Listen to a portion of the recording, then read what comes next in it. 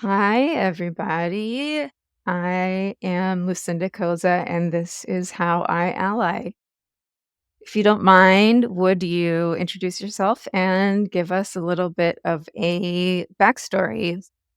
Yeah, sure. My name is Gloria Kolb, and I'm the CEO and co-founder of Elida, which makes the Elitone device. I am an engineer, a biomedical engineer, and I design medical devices. And my backstory is I've had large babies, 9.5 pound baby girl and twins, and I was just looking for a solution to treat my incontinence and was surprised by a whole lot of things as I went into this journey. But basically, that's kind of how I started this company. I love female founders, first of all, and I'm fascinated by female founders who actually know what they're talking about and what they're designing because they've experienced it. I know that the majority of devices have been designed by men. Mm. So tell me about being a female founder. Have you worked on other medical devices? I started my career at Johnson and Johnson, which Ah, large company, the great training grounds for how to do everything. And then I had a startup prior to this in the urology space for kidney stone removal. But this one is definitely closer to my heart, but it's hard being a female founder. Probably the hardest part is just the fundraising. Only 2% of the venture funding goes to female founders. And then only 2% of all healthcare funding goes to women's health. So it's kind of a double whammy. And it blows my mind to see some of my competitors run by men and they easily raise like $40 million. And I'm like, for what? For that? So anyway, that's outrageous. The statistics are so devastating. yes. But that's okay because we push through and there's more awareness and more female founder venture funds or women's health venture funds. And the statistics are also out that female founders return higher to their investors. Right. What exactly is a unicorn? That they reach $1 billion or something like Yes, that? $1 billion in their company valuation. Yeah, that's true. Although I still think good exits is what's required for more investors to get into this space. Mm. We haven't seen a ton. I mean, we haven't seen a ton of really great exits where the women just they crush it, they exit, and that's what we need. Wow. That is so interesting. I have never thought of that. Do you feel like successful female founders tend to crash and burn? Or No, because I think to crash and burn, you need like the the zillions of dollars of funding, and then you're spending it kind of wildly, and then you like ramp up really quickly and not really have the good groundwork. I think women founders tend to do it the opposite way. We don't raise enough money, and so we go slower. I think a lot of because of the lack of funding, a lot of female founders run out of money, unfortunately. So, I remember so many pitch events where I'm pitching to like 50 men, and they would say, incontinence? Oh, it's not a problem. If I haven't heard of it, it's not a problem. And the entire time I'm telling them 1 out of 3 women has this issue. And it becomes 1 out of 2 women over the age of 50. And they're like, I've never heard of it, so it must not really be a problem. On other pitches, I've heard, oh, it's so simple. If it was that simple and that good, it would have already been done. And I'm like, well, maybe it took a female engineer to have the issue to then design a device the way women want, you know? But it's Yeah. you just have to fight through all that. Well, it's amazing that you have fought through all of that and that you're able to, because I mean, it's hard. But like you said, it's hard. Yeah. But, so let me tell you a little bit more about like the background. And when I was going through searching for incontinence solutions and knowing that, like most women, just started wearing pads and wasn't really looking for a solution until it started to affect my playing with the kids. I didn't, I stopped wanting to run around and, and interact. And so I knew that I had to do something. And everything I saw out on the market was vaginal devices, which was very intrusive. But these vaginal devices also meant you had to lock yourself in a bedroom for 20 minutes a day. And no busy mom has time for that. And I just felt that there had to be a better way, found some research. So our device, the Elitone, it does those Kegel exercises for you, but it does it completely external. You just place this kind of gel pad on your perineal area where a regular pad would go, and it does the contractions for you. But the best part is you could get dressed, walk around, and it doesn't take up your time, which is key. So when I talk about some of these competitive devices, most of them are vaginal, but I have an example of one that is a vaginal device, e-stim, electrical stimulation, but it was invented by this guy named Buzz that's 80 years old, and he just thought if you make it purple or pink, then women will want it. It's like huge too. Oh, But no. so that's part of why we're coming out with products like this is to fit women's lifestyles, to actually have a product that she can use and would continue to use and not, sit in a drawer somewhere, and that they would get treated earlier. So many women, they wait 10 years. When we did our clinical study, the average age of incontinence before they sought any treatment was 11 years, and they wait so long. Mm. And we're just trying to get them to, understand that you don't have to have surgery. There are easy conservative treatments to get you back to living full lives that are easy to do, and do it them earlier because they're not so invasive. Right. It's when it seems scary because there's no friendly female face. There's no, like, friendly woman image that comes to your mind. You think of, like, scary, like, medical clamps or something, putting your feet in stirrups. Yeah, what you hear in the media is the pads, the diapers on for incontinence, because that's the big companies have the money to push that stuff.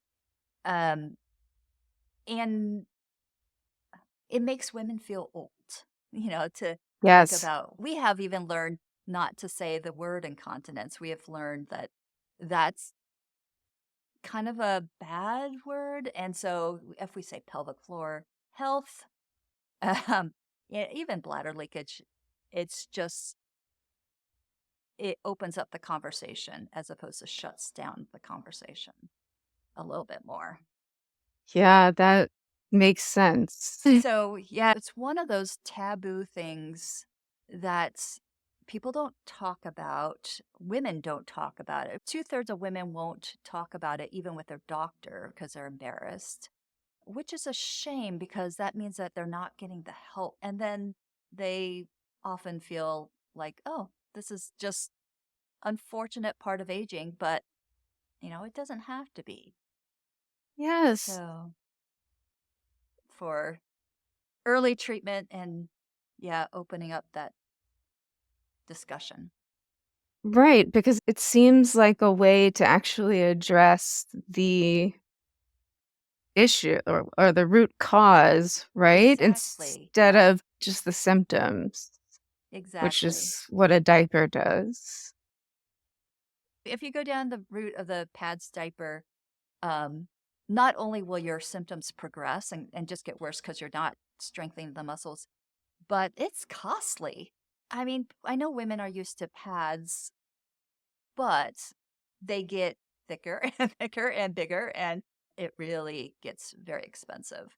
I think Yes. the NIH did a study that showed women, I think the average age was 51, and they were on average spending $750 a year on pads and extra laundry and just for maintaining that, which, most women don't have that extra money to waste either. Yeah, and, that's the pink tax. If Yes, you're a yes. woman, you are going to pay more for basic need because men don't also have those issues. Yeah, I mean, exactly. And you know what? I also think women are more hesitant to spend money on themselves. They're much easier to spend money on everyone else in their family. And we even had one woman because, I'll say this treatment, Elitone is $399. And to a lot of women, it is a little bit more expensive. Oh, I remember one woman that came up to me and she's like, "Oh my gosh, I just dropped $500 on my dog and didn't think twice, for my dog's health care." And, and it made me think, oh, I'm worth it. I should, to treat myself, I'm worth it to spend money on what a health item I need. Um, and I Yes. think that's very interesting that women are the healthcare providers of their family, but they are more hesitant to spend on themselves. That's so interesting. And there's this idea of mom knows what to do. Mom will know she'll Right. solve this problem, but a bigger scale, mom is not trusted to found a company and invent a new device. It's just weird, man. You know, so it's an investment in yourself. I think it's interesting that we do, yeah, in all our clinical studies, and we've done a bunch, we ask questions before and after, and these women improve a lot. Our studies show that in this short 6 week, 95% improve, average of 78%, 75%, statistically significant. But even then, before and after, the biggest fear that they have is the future. Like everyone is worried about wearing the pads in the future and being that grandma that wears diapers, even before and after the study. I think that's I interesting. wonder what. It's just yeah, this constant worry of the next accident or the worry of doing something that creates a leak. And even after they are treated and they're fine, they're always worrying about, but in a year, but in 5 years, but in like, how can I not be that old person with diaper on? So what would you say in response to that? I do think Elitone is a really easy treatment. It's an investment, but it's cheaper than a year's of pads. And it's definitely something that you need to maintain. Then you have the device to do touch ups. And if you leak again, then you already have the device. Then you could still do a couple more sessions. I know that a lot of the doctors push Botox for overactive bladder, or there's something called magnetic chair that you sit on that you can pay $2,000 and get 6 sessions, but still there's maintenance. There will always be maintenance, and you can't, well, I guess you could if you want to pay that every year, but that's a lot of money. Um, the other nice thing too is I've had women come up to me that said, "Oh, I bought your device, but I don't need it anymore because it taught me how to do Kegel exercises." That's great. Doing Kegel exercises is one way to prevent future leakage. It's a way to keep those pelvic floor muscles tight.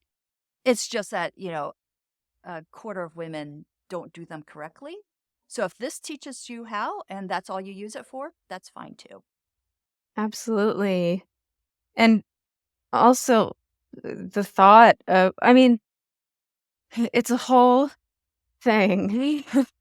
Just recently found out that, like, everything we know about physical fitness and all these modalities, they're all invented by men and all for men's bodies. Mhm.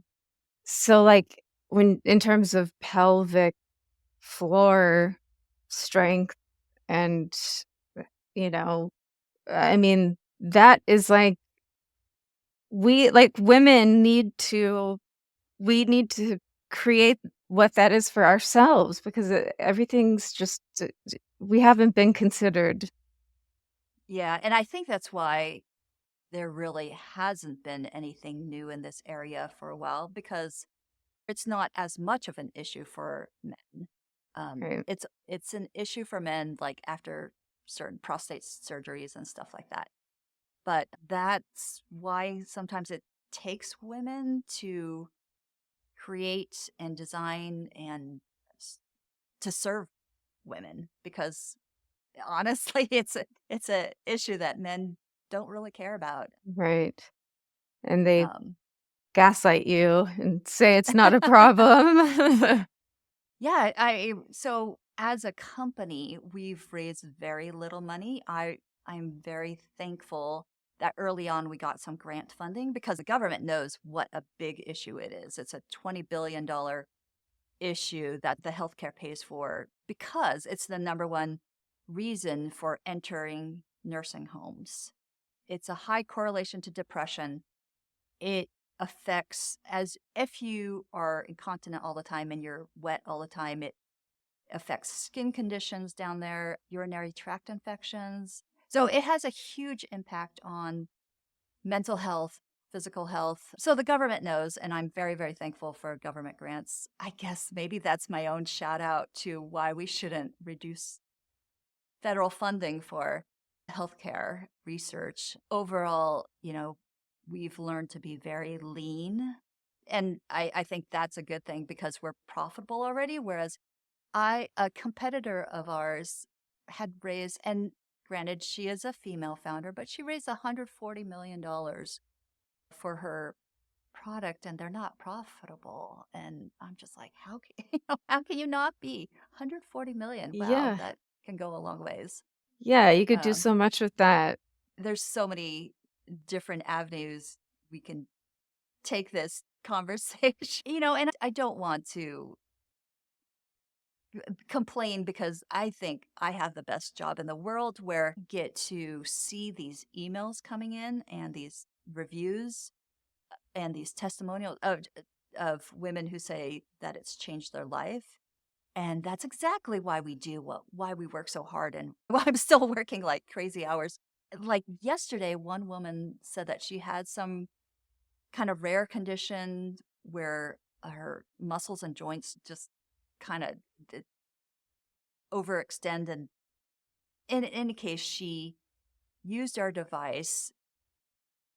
It totally helped her incontinence, and even her doctor was amazed. And now the doctor is recommending Elitone to his other patients. And she just emailed us because she was so happy. And I was like, wow, I didn't even know about this condition. So there's so many side effects, like surrounding areas that we didn't know we were touching. So, on that same note, we started a nonprofit as well. It's kind of our sister arm because it is a different organization, but it is a nonprofit because there's so many women who cannot afford it. But then there are, we've, Elitone's been sold to over 30,000 women and we've treated that many women, but a lot of them have said, oh, well, I don't need it anymore because it's taught me, how to do those Kegel exercises. And so we're getting donations back from the women who don't need their device anymore. repurposing for women who are poverty level, but still really need a device. It's when I think of the healthcare system, it's interesting because Medicare will pay for the device, but when you get to Medicaid, Medicaid will not pay for the device, but they'll pay for pads. And they will give the incontinence pads away to Medicaid patients, which kind of perpetuates this dependence on pads in a way. And okay, this is a whole totally different topic, but some nursing homes want their patients to be incontinent because they get more money for them. And so they are not incentivized to treat them and to offer something like this to them. So it's backwards, right? But they're incentivized to keep their patients incontinent. That's just tragic. I don't know how to change the healthcare system so that it doesn't incentivize the wrong thing. Um, on the same note, if this is a necessity, if incontinence pads is a necessity, these people cannot afford them. How do we incentivize so that they get treatment instead of just pads? You know, Right. and I know healthcare systems in other countries are different, and so I do. It needs to be a mix of things. You know, I understand that in that we have approached a number of nursing homes, assisted living places to see if we could get introduce Elitone into their system, and they're already overwhelmed, and they said, "You don't understand. We're just trying to keep them fed and mobile. We just our whole goal is to get them to walk a little. Like to treat their incontinence is like a whole nother level. We don't, you know, I um, see. so we're kind of like, okay, well, true. It's not a life and death situation, but although I've been to incontinence seminars, or not seminars, but conferences where they talk about end of life and people in hospitals, and a number of, they did surveys, and these people would rather die than have incontinence because at that stage, that means somebody else is changing their diaper and having to change them all the time, and it's just humbling thing where it's more than embarrassment. It's It's humiliation. You could yeah, yeah. dignity. They've lost all their dignity when someone has to strip them and change their undergarments that got soiled. Yeah, absolutely. I think it would make a huge difference. Even when if someone is practicing walking, it must be more comfortable to walk if you're not wearing a diaper. Yes. Yeah. The quality of life, even you don't have to be that bad for it to really start to affect your quality of life. I've had so many people say, I don't travel because I need to be close to the bathroom all the time. Or I've had a grandma say, I don't hug my grandkids because I don't want them to smell the urine on me, which is so sad. And then, of course, one of the first things that goes is women stop exercising because any run, jump, uh, creates uh, accidents. But if you don't exercise, then that affects your whole health. Then everything else, it's just a snowball effect of Yeah, downhill health. right. It's like a fast track to Yeah. It's a very interesting topic because it's so huge, affects so many different things, so many people, and yet people don't talk about it. I mean, this whole thing, I mean, birth. I mean, I just given birth less than 2 years ago, everything was, like, shocking because no one told me, like, mama didn't tell me that it was like this or that this might happen, and even my doctor didn't tell me that this might happen. Yeah, my mom had 2 pelvic floor mesh surgeries, and even when I gave birth, she didn't warn me that I should be doing these exercises. Nobody told me not even my doctors told me that I needed to do these Kegel exercises or warn me that any of this would happen. It wasn't until later when I actually started the company that I found out about my mom's surgeries because she Oh just my god. so I'm definitely making a point because I have an older daughter to tell her do those Kegel exercises, preventative, just make sure that that's a part of your exercise regime because they're muscles and they need to be, if you don't use them, you will lose them.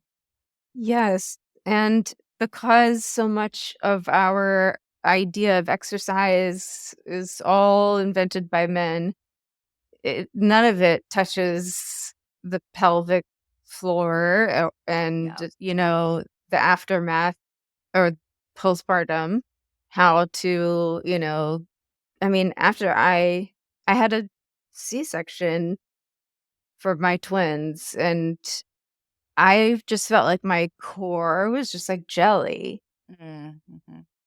and I really had no idea what to do, because no one talks about it ever. Yeah. Yeah. I know that we get that one 6-week appointment, when after we deliver. And in other countries like France, they have a lower incontinence problem because they have such good pelvic floor health care. For 6 months after the women deliver, they're just, constantly going to pelvic floor physical therapy to rehab. And it helps that Yeah. conversation about it too.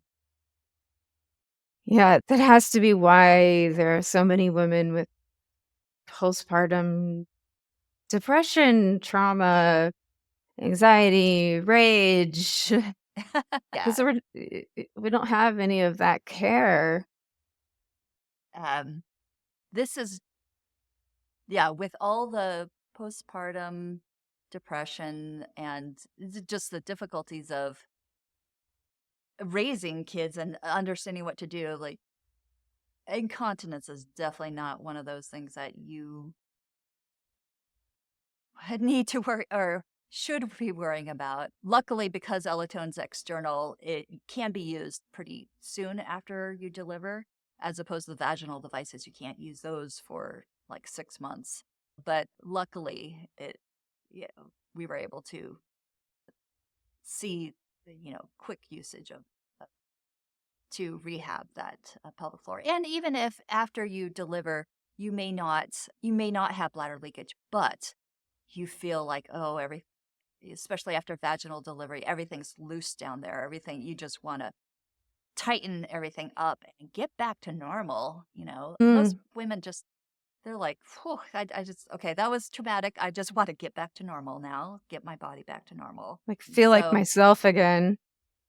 but thank you for doing this podcast to bring awareness to the health needs and the things that everyone's going through that don't talk about. Um, yeah, it's very needed. Yes, thank you. Thank you for being here, and, I mean, what you do is very needed. Well, thank you. Yes.